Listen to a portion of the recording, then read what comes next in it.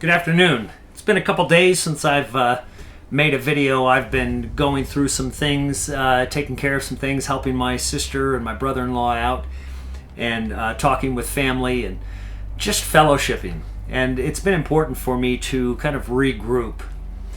And in fact, through the course of that, I know that there's no such thing as accidents. And so in that regrouping, I received a call which had a restricted phone number, which I usually don't accept because I don't know who it is that is calling.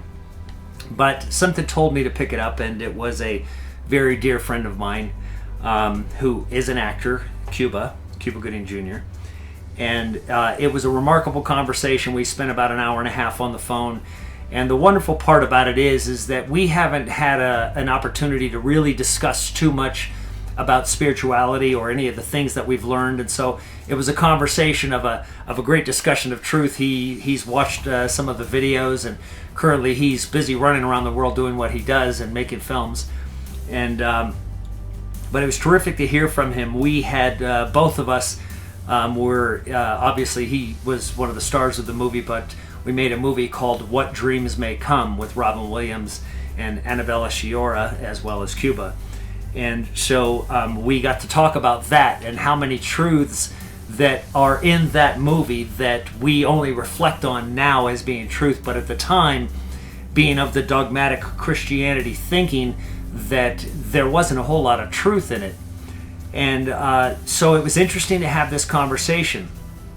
But this leads me to the point that I wanted to discuss, because for many of us, we don't want to have conversations about things where we're going to receive opposition. So if you're in a church, if you're in a Christian church, let's say you're at a Calvary Chapel and the dogmatic points of view of Christianity are prevalent, then having a conversation with the pastor or anyone in the church that would be an opposing point of view, or even just a question where you say, well, wait a minute, why did this serpent tell the truth in Genesis when he said, you'll know the difference between good or evil? Did he tell the truth or did he tell a lie? You can't ask these questions because immediately you're cast out as a heretic or some other name. So again, this points to the system that we are all intended to think just like this world. And so when I've spoken to people and I've said, no, you should read this book or that book, or the response that I get from Christians is, why would I ever read this satanic Bible?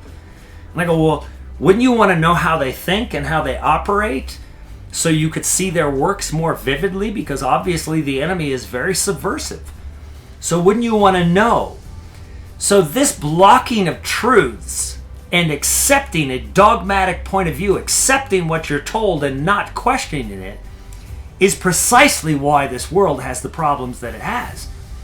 It allows the ruler of the world to dominate everybody's mind when you're not allowed to question it. So I bring this up because I received so many truths at one time that it was almost unbearable. And in receiving these truths, I sought to confirm them because they were just thrown into my mind. And my spirit was soaring with them, but so many of the things that I thought of completely wiped out the traditional forms of thinking of this world, and certainly the traditional forms of thinking of the church itself that I had been a part of my entire life. So I want to read to you something that almost verbatim was given to me. And when I picked up this book, I was astonished at how accurate it was, but not just that, almost every word was the same. And reading this book is what gave me the understanding that there is a consciousness that is outside the ways of this world, that does not meld, does not combine, it does not coalesce with this world.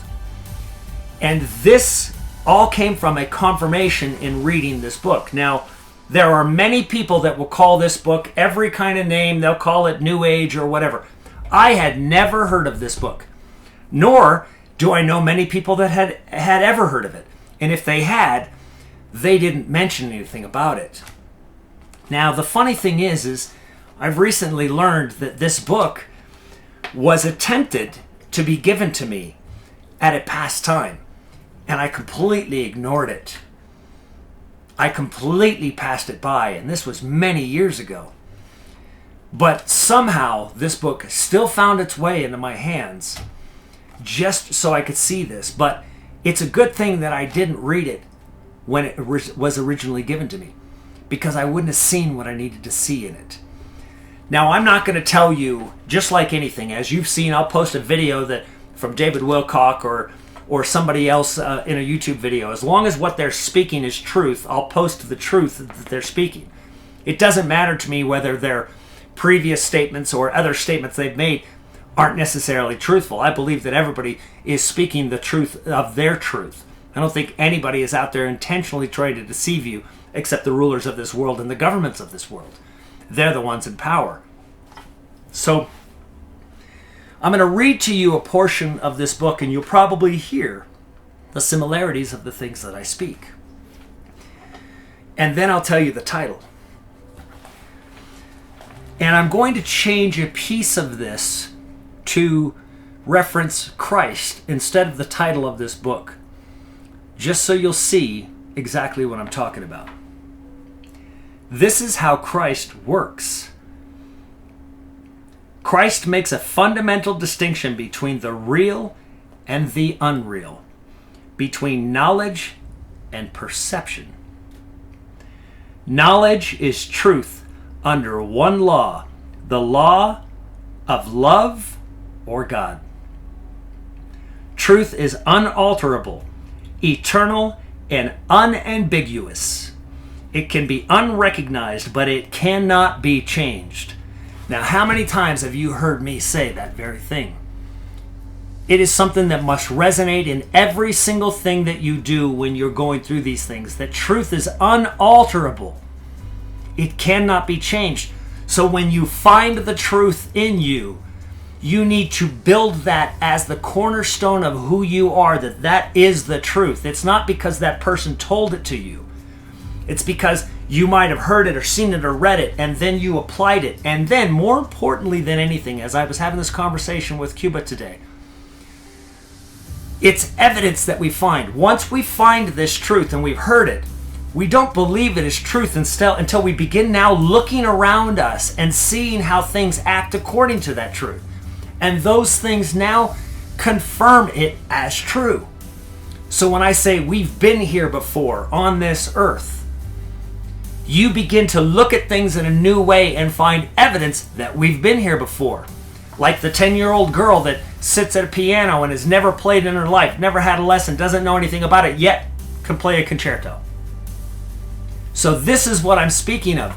The evidence of this. Cuba used a wonderful story. He said, like a dog, I got a puppy, and that puppy gave it a bone, and the thing went outside and buried the bone. How did he know to do that?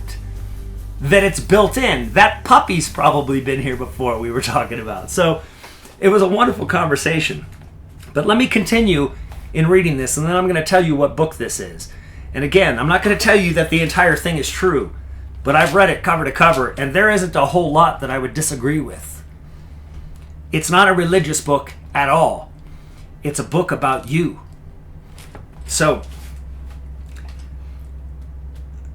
it applies to everything that God created, what I just finished off. And only what He created is real. It is beyond learning because it is beyond time and process. It has no opposite, no beginning, and no end. It merely is. The world of perception, on the other hand, is the world of time and of change, of beginnings and endings. It is based on interpretation, not on facts. It is the world of birth and death, founded on the belief in scarcity, loss, separation, and death. It is learned rather than given. As I've said, wisdom is granted. It isn't learned. Selective in its perpetual emphasis, unstable in its functioning, and inaccurate in its interpretations. Now, this is one paragraph.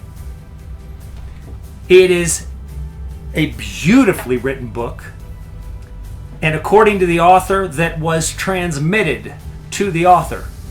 Now, I can promise you one thing, that you don't write this book out of something that you just pulled from your head. This is transmitted.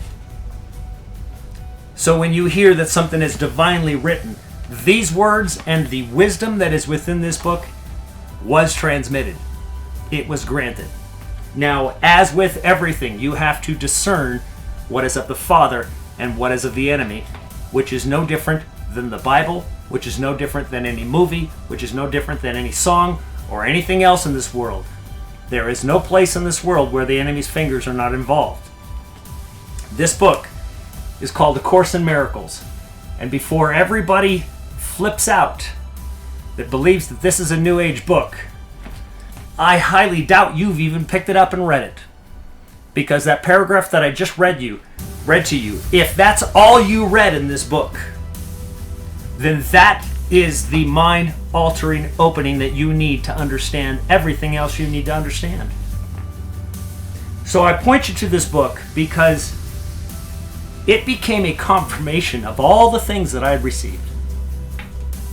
And I'm going to be reading more from it as we go. And I've picked up the Nagamadis again, and I've found some things that I want to bring to you very soon here. Myself and Malia are going to be trying to do a Red Letter Disciples today. Trying to get our timing on 2 different coasts has been a little bit difficult, and we apologize for that. But we will get to that. I have not gone anywhere. Please know that the path that the Father has me on is not changing. I am here. I will continue to be here. I will continue to speak as long as He tells me to. And that's not going to change. The only time that would change is if He asked me to be quiet for a little while, in which case I would let you know that that were the case. But it's not the case right now. I have much to bring you. I have much to discuss. But time is definitely getting shorter, and this is something that He's also shown me. That we are closing a gap here right now. I believe that everybody out there right now feels this. Now, I don't know what this transition that's coming is going to be. But I assure you that if He tells me, I will bring that to you. But if He brings it to me, as we're speaking of a consciousness of the people that are paying attention to what the Father is saying, then He also brings it to you. Let me just be a confirmation for that. I love you very much, and I'll talk to you tomorrow.